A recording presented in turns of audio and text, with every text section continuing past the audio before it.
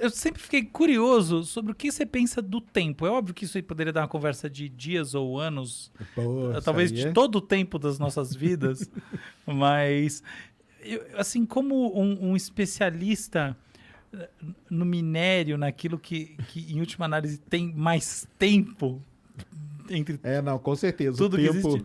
O tempo pra gente é outro papo, Desculpa né, pedir isso, mas como você é um cara muito sábio, muito inteligente, Não, você pode cara. contar um pouquinho pra gente o que assim, você pensa tem que... Hoje em dia, quais são as suas reflexões? Não, contar sobre o tempo é babaca, mas assim, me fala aí, o que você anda pensando? Por exemplo, eu andei escutando muito o Carlos Rovelli e eu nem cheguei a ler o último livro dele, aquele sobre o Acordo de Copenhague, sobre, enfim, o Bohr e tal. Não, isso é sobre física quântica, sobre a fundação da física quântica. O tempo mesmo, entendi. É sobre o tempo mesmo. Entendi. E ele conhece. E eu nem cheguei a ler esse livro, mas eu vi algumas palestras dele e li alguns artigos que comentam ele, porque no fundo é muito mais fácil. Você tem que começar pelos comentadores quando o assunto é complexo, né?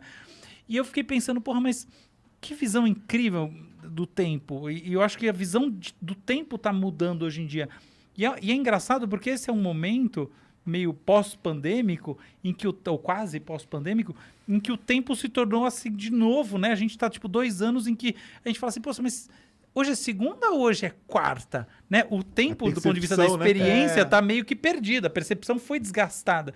E agora a gente volta com essa força toda de, porra, cara, o tempo, né? Então tem toda uma discussão. Pensa bem, gente, já faz algum tempo que a gente não olha e fala, cara, vai ter o Natal agora, vai ter o ano... Não, ano passado, que diferença fazia? Que dia que era? Você vai ficar lá dentro da tua casa e acabou. Então, me fala aí, como você anda pensando? Eu acho que essa fase aí da pandemia e tal foi a melhor coisa para mostrar pro pessoal como que o tempo é um negócio relativo, cara. Com Entendeu? certeza. As pessoas, a gente lê, né? Fala, o tempo é relativo, que não sei o quê. Agora nós vivemos na pele. Então o pessoal brinca, né? Não, paramos aqui, vamos direto para 2022, ou sei lá para quando, né? Que vai acabar mesmo e tal, essa confusão toda. Mas o fato das pessoas começaram a prestar atenção, ficar só em casa. Foi um negócio, cara, que mudou, assim, totalmente a percepção do tempo, cara. Passa mais devagar quando tá só em casa, né? Então, totalmente relativo. Na verdade, não mudou nada, são as mesmas horas. Mas mudou tudo. Só que o cara que fica em casa agora, antes ele ficava no trânsito, antes ele ia na empresa, tomava cafezinho, não sei o quê. Na hora que ele via no final do dia, cara, trabalhei 3 horas. Em casa, pô, tô cansado pra caramba. Por quê? Porque ele ficou trabalhando direto. É o chefe pedindo, o outro não sei o quê. Cara, trabalhei 8 horas. Caramba, fazia tempo que eu não trabalhava 8 horas. Mas você não ia pra trabalhar todo dia? Ia, cara. Então, cara, isso aí foi um negócio que foi legal demais. Foi triste pra caramba, mas foi legal demais para as pessoas verem e sentirem na pele como que o tempo é realmente relativo, cara. O tempo tá ligado no cérebro, né, cara? E quando... É como que o Cara, cérebro percebe isso que ele tá o tempo, falando cara. é genial, cara. É o seguinte, a gente tende a tomar o tempo como uma coisa em si, mas as equações, por exemplo, o pessoal que tá... A coisa mais avançada, uma das mais avançadas que está acontecendo na física, sempre, tá? Não é de hoje, é a chamada gravitação quântica, que é a tentativa de juntar as teorias do Einstein, essa coisa toda que é da área dele. Coisa muito grande Coisa com muito pequena. Isso, é esse papo. Que é a relatividade que lida com muito grande, com o quântico que lida muito pequeno.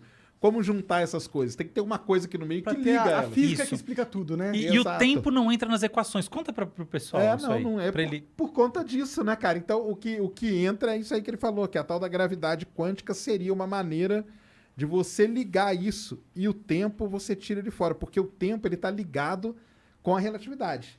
Exato. Com as coisas muito grandes, que é onde o tempo passa diferente. Você chega perto de um buraco negro, passa diferente. Você tá longe, se você viaja perto da velocidade da luz, passa de um outro jeito. Então, e já no quântico ali não tem isso. Então, cara, o que tem de diferente entre as coisas, né? Nós temos que tirar ela do lado para Por que poder elas não se juntar, conectam, né? Exato. Por que uma teoria explica uma coisa e não explica a outra? Pode ser, o problema pode estar no tempo.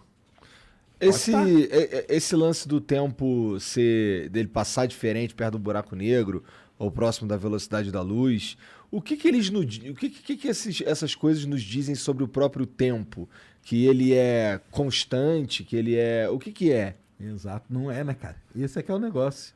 Que não é constante e... Parece que tudo já aconteceu, na real. Né? Exato. E tem várias discussões. A primeira discussão sobre o tempo é quando que ele começou. Será isso que daí é de fritar o cérebro. Pô, na escola me ensinaram que foi no Big Bang. Então, será que... E antes? Será que não tinha nada? O que tinha antes? Onde que Essa é uma questão, na né? física a gente chama da flecha do tempo, cara. Aonde que ela foi disparada para começar tudo isso, entendeu? Então, assim, a gente considera isso, mas o próprio Stephen Hawking, cara, a última entrevista que ele deu, pouco tempo antes dele morrer, foi pro Neil deGrasse Tyson, e a discussão... Adoro ele. E a discussão Nossa. dos dois era, o que veio antes do Big Bang, cara? Eu tenho uma O que pira, sabia? aconteceu antes ali? Tinha tempo? Não tinha? Não tinha nada. Tipo, Mas aí não que era tá. nada. Quando você entra pra parte quântica, quando você enfia o quântico ali, pode ser que tinha, cara. Tipo, milissegundos ali antes, aonde as coisas Tempo do começaram do a administrador colocar os códigos, Exatamente. né? O tempo de você montar a Matrix ali pra Ih, disparar. caralho. E aí? Então, é um negócio que é da muito... hora. Isso aí é um negócio... Isso aí frita. E o lance de passar mais rápido, perto...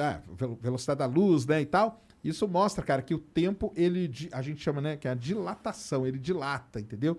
E ele se contrai porque ele tá ligado com a maneira como você tá se movimentando. Basicamente é isso, entendeu? Nossa, isso é muito maluco. Não, mas aí que tá. Pega o exemplo que eu falei da pandemia, cara. A gente sentiu na pele isso, cara. Porque você tá lá, imagina o cara, acorda 6 horas da manhã, toma banho e tal, pega o ônibus, não sei o quê. Cara, o dia dele é a mesma coisa. Agora, o cara que ficou esse mesmo cara teve que ficar em casa. Vamos supor que foi um cara que ficou em casa. Ele acordou, o que eu vou fazer? Cara, não preciso sair correndo para pegar o ônibus. Beleza, eu não vou ficar 2 horas no trânsito. Então, o que eu vou fazer agora? Vou tomar meu café, entendeu? Deu uma diferença, a pessoa sentiu isso na pele. O que estava acelerado, na verdade? A cabeça dela que está acelerada. Isso tem muito a ver com quebrar a rotina também, não é? Então, assim, Tem quebrou a também. rotina. Então, o contrário também é verdade. Se o cara ficou em casa a vida inteira e, de repente, ele precisa sair de casa para trabalhar todo dia, ele vai ter uma percepção diferente vai do ter tempo. uma percepção também. Vai ter uma percepção. Até tem uma coisa maluca que é o seguinte: a criança percebe o tempo, assim, um dia da criança dura muito mais tempo do ponto de vista fenomenológico da experiência do que um dia de adulto. Então ela percebe o tempo de maneira diferente, é como se ele passasse mais devagar para a criança. Porque tudo é novo. Não é só isso, tem a ver com o funcionamento do cérebro mesmo. O que o Sérgio falou é a grande verdade. Assim, a grande tendência hoje em dia é entender que não existe o tempo. O tempo é um feixe de sentidos, tá? Então, por exemplo, a gravidade atrai o tempo, tá? Então, seus pés são mais velhos que a sua cabeça, porque, em última análise, seus pés estão mais próximos da Terra, que é uma grande massa que vai puxá-la, tá? Então, o seu pé está andando, tá aqui dentro desse invólucro do ponto de vista de atrações maior do que esse invólucro de atrações que está na sua cabeça. A diferença é mínima, mas é isso. 2 relógios em 2 posições diferentes, um mais alto que o outro, vão medir o tempo de maneira diferente, se esses relógios forem muito precisos. Isso aí etc. a gente mostra com os satélites que estão em volta da Terra. Exato. Você tem que, Satélite GPS, você por tem que exemplo. acertar o GPS, exatamente. Ele tem um relógio atômico ali. Caralho, não que sabia ele tem- disso. aliás, isso aí não é das blá, blá, blá. provas, é uma das provas que a relatividade existe. É essa. Exato. É essa. Você tem que ajustar o relógio e acertar. São relógios atômicos, ultra mega precisos, lá na casa do microsegundo, que dá uma pequena diferença. Dá, cara. Mas isso aí, na hora que você vai jogar a bomba na Se a gente for janela do Não faz- vizinho... Mais do que isso, vai na fazer hora do diferença. GPS faz diferença. No dia a dia das pessoas, GPS dá Vai da fazer bucha. diferença. Da bucha mesmo, sim, faz diferença total. Mas olha que interessante. Então, o que o Sérgio está falando, ele tem 2 verdades. Tem essa verdade física e tem a outra verdade que é psicológica. O tempo psicológico, ele é relativo e ele muda ao longo da vida. Então, a gente, criança, vê esse tempo passar mais devagar. Pensa um verão na sua infância. Nossa Senhora! E pensa quanto tempo demorou para passar a 8ª série. Meu Deus! Não, a minha infância foi muito Cara, maior durou- do que os últimos 10 anos. Nossa senhora. Não tenha dúvida disso. É maior do que a sua vida inteira, do que todo o resto. É sempre assim. Então tem isso. Mas tem uma outra coisa que é muito interessante de pensar, que ela não está mais só no nível da psicologia, ela está meio nesse encontro da física com a psicologia, com a neurociência. Porque é o seguinte, olha só. Eu olho você. Obviamente, olhar você significa que a luz em você, muito na linha do que o Sérgio estuda, está vindo até mim. Então, existe um passado seu, ok? Porque, na verdade, a luz navegou até aqui. A diferença temporal é ínfima, não importa nada. Se você estivesse numa estrela, faria diferença de anos. Ok. Então, até aqui tem uma diferencinha desprezível. Então, tudo que a gente está vendo do ponto de vista meramente teórico está no passado. Mas não é isso que importa. Olha o seguinte, para eu ver você, eu tenho que processar a sua informação que entra pela minha retina.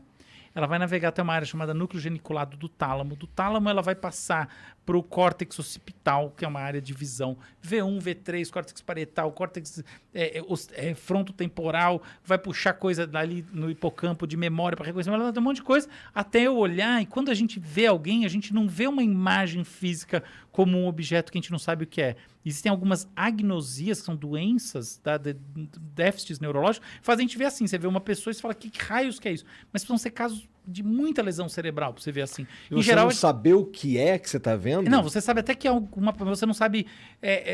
tem gente que não sabe o que é, tá? Inclusive casos muito extremos de Alzheimer, casos muito avançados de Alzheimer, tem isso. Mas, em geral, você sabe, só que você não sabe quem é. O que importa é o seguinte, hoje em dia, a gente vê as pessoas de maneira saudável já com identidade, não só pessoas, objetos. A gente sabe que isso aqui é uma taça, ou um copo, pelo menos, entendeu? Então, essas coisas envolvem memória, reconhecimento e tudo mais. Isso é visão. Isso tudo toma alguns milissegundos.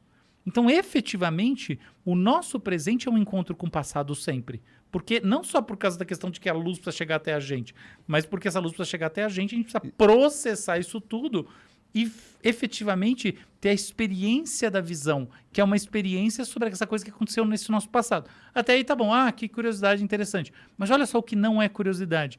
Se a nossa relação é com o passado e a gente está cada vez mais imerso no universo digital em que as coisas mudam muito rapidamente, eventualmente o que vai acontecer é que a capacidade de encontrar o que está acontecendo de maneira sincrônica com as outras pessoas vai diminuir, ou melhor, ela já está diminuindo. Então a gente cada vez mais está fora de sintonia por causa disso.